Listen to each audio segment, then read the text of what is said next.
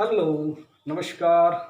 आज हम बात करेंगे क्लासिकल कंडीशनिंग थ्योरी की। क्लासिकल कंडीशनिंग थ्योरी अधिगम का एक ऐसा सिद्धांत है जिसको एस आर थ्योरी के नाम से जानते हैं। एस आर क्यों? S means stimulus, R means response. इस थ्योरी में यदि स्टिमुलस होगा तो रिस्पॉन्स होगा, जब स्टिमुलस होगा तभी रिस्पॉन्स आएगा। इसीलिए इसे एस आर थ्योरी कहते हैं, या अनुबंधन का शास्त्रीय अनुबंधन का सिद्धांत या अनुकूलित अनुक्रिया का सिद्धांत भी इसे कहते हैं। इस सिद्धांत का प्रतिपादन किसने किया? रूसी शरीर क्रिया विज्ञानी पावलोव ने। पावलोव जो कि एक डॉक्टर थे और वह पाचन क्रिया पर अध्ययन कर रहे थे। उसमें वो ये देख रहे थे कि पाचन क्रिया पर लार की भूमिका का क्या प्रभाव है। लार की भूमिका का उसमें अध्ययन कर रहे थे। जब वो अध्ययन कर रहे थे तो इस दौरान उन्होंने देखा कि जब भोजन आ रहा है कुत्ते के पास, या भोजन लाने वाले की पदचाप सुनाई दे रही है, तो कुत्ता जो है लार स्राव ज़्यादा कर रहा था, अर्थात कुत्ते की लार स्राव की गति बढ़ रही थी। यहीं से जो है उसने ये क्लासिकल कंडीशनिंग थ्योरी दी। शरीर विज्ञानी इसको पावलोव को 1904 में नोबेल पुरस्कार भी मिला था। तो ये एसआर सिद्धांत है, ये पावलोव जो है व्यवहारवादी मनोवैज्ञानिक के अंतर्गत आता है। व्यवहारवाद, अब मैं आपसे एक सवाल छोड़ के जा रहा हूँ, कमेंट बॉक्स में आप इसमें अपना जवाब लिखेंगे। व्यवहारवाद का जनक कौन था? Who is the father of behaviourism? तो व्यवहारवादी मनोवैज्ञानिक पावलोव भी है, स्किनर भी है, थॉर्नडाइक भी है, हल भी है, ये सब व्यवहारवादी मनोवैज्ञानिक है।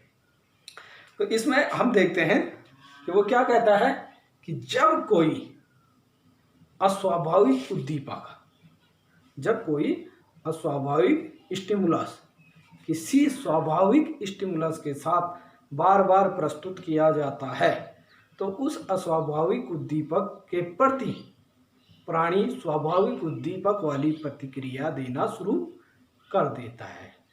जैसे भोजन जो है स्वाभाविक उद्दीपक है और भोजन के साथ लार आएगा तो वो स्वाभाविक रिस्पॉन्स है। भोजन को देख के लार आना है तो वो स्वाभाविक रिस्पॉन्स है। लेकिन अगर अस्वाभाविक उद्दीपक उसके साथ बार बार प्रस्तुत किया जा रहा है तो जो वो प्राणी है वह अस्वाभाविक उद्दीपक के प्रति भी वही प्रतिक्रिया देगा जो कि वह स्वाभाविक के प्रति दे रहा था। जैसे उसने क्या किया, कुत्ते को खिलाया तो कुत्ते को भोजन दिया तो उसके साथ लार आया, वो स्वाभाविक था। भोजन स्वाभाविक उद्दीपक है, लार आ रहा है तो स्वाभाविक है। लेकिन अब उसने क्या किया, घंटी, जब भोजन दे रहा था उससे पहले घंटी बजाई और घंटी के बाद भोजन दिया, तो धीरे धीरे क्या हुआ, एक निश्चित काल सामीप्य में जब वह यह काम कर रहा था तो धीरे धीरे भोजन के साथ घंटी के साथ भोजन देने पर, घंटी बजाने पर ही जो है कुत्ता लार देना शुरू कर दे रहा था। देखिए कैसे, यहाँ पर हम देखो इसको समझते हैं पूरी प्रोसेस को। यूसीएस भोजन अनकंडीशनड स्टिमुलस है और यूसीआर लार आ रहा है, सैलिवा दे रहा है, ये अनकंडीशनड रिस्पॉन्स है। बाद में उसने क्या किया कि घंटी बजाई, कंडीशनड स्टिमुलस, और उसके साथ भोजन दिया, अनकंडीशनड स्टिमुलस, तो भोजन लार आ गया। धीरे धीरे उसने क्या किया, भोजन देना बंद कर दिया, केवल घंटी बजाई और कुत्ते ने लार स्राव करना शुरू कर दिया। तो अब वह जो है कुत्ते को कंडीशनड कर चुका था स्टिमुलस के प्रति। कौन सा स्टिमुलस? बेल कंडीशनड स्टिमुलस है और उसके लिए कंडीशन रिस्पॉन्स हो गया उसका। अब उसने और आगे बढ़ा, इसमें हायर ऑर्डर ऑफ कंडीशनिंग, उसने इसको और आगे बढ़ाया। उसने क्या किया कि घंटी बजाई CS1 और लाइट, CH2, कंडीशन स्टिमुलस 2, और भोजन दिया तो लार आया। धीरे धीरे उसने क्या किया, घंटी हटा दी, केवल लाइट जलाई और सैलिवा सिक्रेशन होने लगा। इस तरह से उसने देखा कि यदि एक ही स्टिमुलस के प्रति किसी प्राणी को कंडीशन किया गया है तो ऐसा नहीं कि वो केवल उसी के प्रति रहेगा, लेकिन साथ साथ में अगर आपने उसके साथ दूसरा स्टिमुलस देना भी शुरू किया तो प्राणी उसके प्रति भी वही प्रतिक्रिया देना शुरू कर देगा जो उस पहले वाले स्टिमुलस के प्रति दे रहा था। आगे देखिए उसके टाइप्स ऑफ कंडीशनिंग। अब उसके टाइप्स ऑफ कंडीशनिंग क्या है, 4 प्रकार की वो टाइप्स ऑफ कंडीशनिंग बोलता है। साइमल्टेनियस कंडीशनिंग, इसमें क्या होता है, साइमल्टेनियस कंडीशनिंग में भोजन के साथ साथ घंटी बज रही थी, भोजन भी दे रहा था और घंटी भी बजा रहा था एक साथ। वो जो है बेल और फूड साथ साथ दे रहा था, ये थी साइमल्टेनियस कंडीशनिंग। इस तरह की कंडीशनिंग में जो है प्राणी जल्दी नहीं सीख पाता है, वो जो है लार अच्छी तरह से नहीं टप पा रहा था। दूसरी करी थी उसने डिलेड कंडीशनिंग। डिलेड कंडीशनिंग में बेल और फूड, बेल और फूड, अगर बेल के कुछ देर बाद वो फूड दे रहा था, 5 सेकेंड में वह जो है फूड दे रहा था, तो ये जो है डिलेड कंडीशनिंग थी और ये जो है बेस्ट टाइप ऑफ कंडीशनिंग मानी जाती है। ट्रेस कंडीशनिंग, तीसरी कंडीशनिंग थी ट्रेस। ट्रेस कंडीशनिंग में वह जो है फूड जो उसको दे रहा था, वो फूड जो है बेल के बहुत देर बाद दे रहा था। बहुत देर बाद आपने बेल बजा दी और 2 मिनट बाद उसको भोजन दिया तो वो जो है कुत्ता भूल जा रहा था कि मुझे ये घंटी किस लिए बजाई। तो ये ट्रेस कंडीशनिंग हुई, इसमें भी सही ढंग से कंडीशन नहीं हो पाएगा, वो सही ढंग से नहीं सीख पाएगा। और चौथी थी बैकवर्ड कंडीशनिंग। बैकवर्ड कंडीशनिंग में उसने क्या किया था, फूड पहले दे दिया था और बेल बाद में बजाई थी। फूड पहले दे दिया, बेल बाद में बजाई, तो इससे क्या हुआ कि वो तो फूड ले चुका था, अब उसकी भूख शांत हो चुकी थी, तो सीखने के लिए तैयार भी नहीं था। तो ये बैकवर्ड टाइप ऑफ कंडीशनिंग में प्राणी बिल्कुल भी नहीं सीख सकता है। आगे देखिए, पावलोव ने अपने जो प्रयोग है उसमें कुछ टर्म्स का प्रयोग किया है। उसमें एक उसने किया है एक्सटेंशन।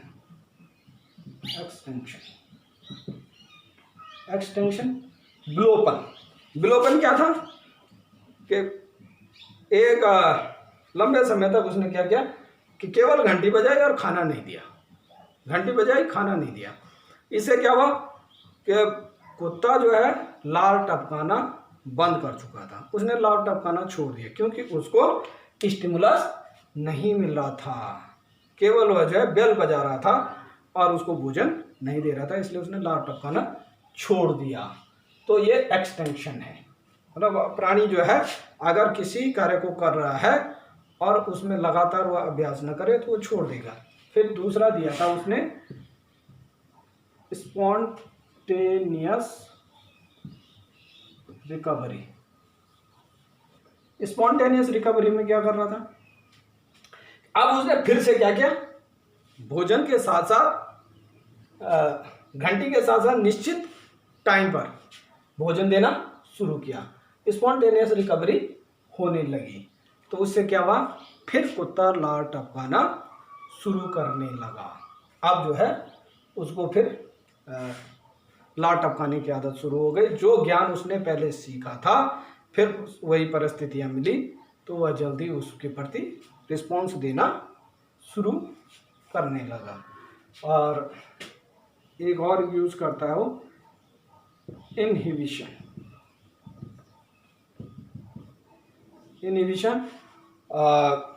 जब कोई बाधा आ जाती है।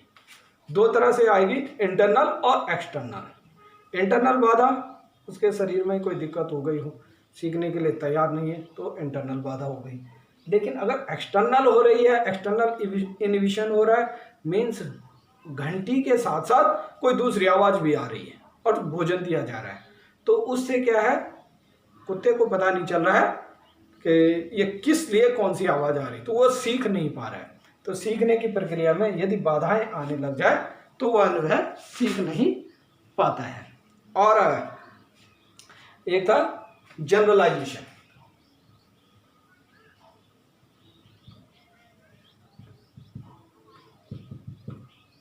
जनरलाइजेशन, सामान्यीकरण। एक परिस्थिति में सीखा हुआ ज्ञान उसी तरह की अगर समान परिस्थितियां मिले तो वहां पर काम आएगा। घंटी के साथ साथ अब वह जो है सिखाना चाह रहा था उसको, तो घंटी की तरह घंटी की तरह आवाज देने वाला मेट्रोनोम उसने बजाया। तो जो कुत्ता था, क्योंकि उसी तरह की आवाज आ रही थी, अब वह जो है मेट्रोनोम पर भी वही रिस्पॉन्स देना शुरू कर दिया जो वह घंटी पर रिस्पॉन्स दे रहा था। तो यहाँ पर उसने एक जनरलाइजेशन का अपना एक टर्म्स यूज किया। और एक और जो पावलोव के प्रयोग से हमको मिलता है, रीइंफोर्समेंट। यदि क्रिया को पुनर्बलित नहीं किया गया, यदि बार बार पुनर्बलन नहीं दिया गया, तो प्राणी सीख नहीं सकता है। यहाँ पर देखिए, वो जो है भोजन अगर उसको नहीं दे रहे थे, जब लंबे समय तक भोजन नहीं दे रहे थे, तो एक्सटेंशन हो रहा था। इसलिए सीखने के लिए रीइंफोर्समेंट भी जरूरी है, बीच बीच में उसको भोजन देना भी जरूरी है। तो पावलोव के सिद्धांत से एक मुख्य टर्म हमें मिला था रीइंफोर्समेंट का। अब हम ये तो हमने सब पढ़ लिया कि पावलोव का सिद्धांत क्या कहता था, इसमें क्या क्या प्रक्रियाएं हुई, कैसे इसमें types of conditioning I, conditioning कैसे हुई, और क्या क्या उसने टर्म्स यूज किए थे। अब इसका एजुकेशनल इम्प्लीकेशन।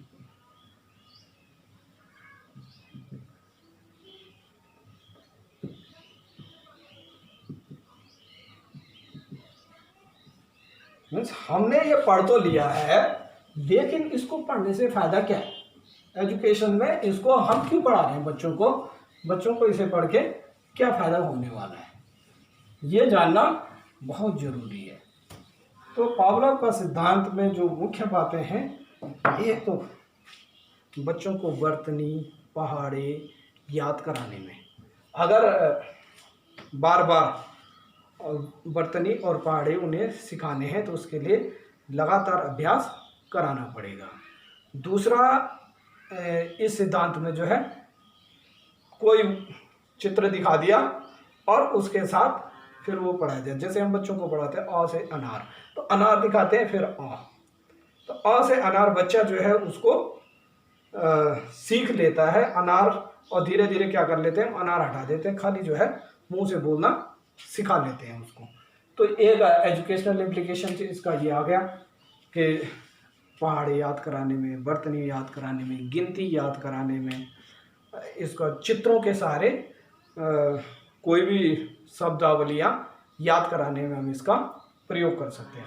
दूसरा ये जो है, ये सिद्धांत कहता है भाषा के प्रशिक्षण में, अगर भाषा सिखानी है बच्चे को, तो भाषा सिखाने के लिए भी हम इस सिद्धांत का प्रयोग कर सकते हैं, क्योंकि भाषा में एक एक अक्षर के बाद शब्द, शब्द के बाद वाक्य, ऐसे करके बनाए जाते हैं, तो वहाँ हम इसको प्रयोग में ला सकते हैं। दंड और पुरस्कार, तो ये कहता है कि उचित समय पर बच्चों को अगर सही समय पर दंड दिया गया या सही समय पर पुरस्कार दिया गया तो उनकी सीखने की गति तीव्र होती है। और एक सिद्धांत और है, बच्चों में भय, प्रेम, घृणा जागृत करने के लिए हम इस सिद्धांत का प्रयोग कर सकते हैं। जैसे कोई गलत कार्य कर रहा है तो उसके प्रति भय हो जाएगा उसमें, और प्रेम, अच्छे कार्यों के प्रति प्रेम जागृत करने में, और बुरी चीज़ों के प्रति घृणा पैदा करने के लिए भी हम इस सिद्धांत का प्रयोग कर सकते हैं। बच्चों के बुरी आदतों के निवारण में इस सिद्धांत का प्रयोग होता है। जैसे आप देखते हैं कि बच्चों को हम पहले छोटे में दांत साफ कराना दातुन कराने के लिए रोज रोज बोलना पड़ता है कि उठो दांत साफ करो, उठो दांत साफ करो, टॉयलेट जाओ, साफ सफाई रखो। लेकिन धीरे धीरे बच्चा कंडीशनड हो चुका होता है, उसको बोलना नहीं पड़ता, वो सीधे उठकर जो है अपने आप दांत साफ करने लग जाता है, अपने आप टॉयलेट जाने लग जाता है और सुबह उठकर पहले अपने नित्य कर्म करेगा, फिर अन्य कार्य करेगा। तो ये जो है धीरे धीरे बच्चा स्वयं सीखने लग जाता है, उसे ये सिखाने की हमें आवश्यकता नहीं होती है। तो ये एजुकेशनल इम्प्लीकेशन थे क्लासिकल कंडीशनिंग थ्योरी के। नेक्स्ट वीडियो में हम जो एसआर थ्योरीज है उस थ्योरीज में से दूसरी थ्योरीज पर जाएंगे, थॉर्नडाइक की थ्योरी पर बात करेंगे। तब तक के लिए धन्यवाद।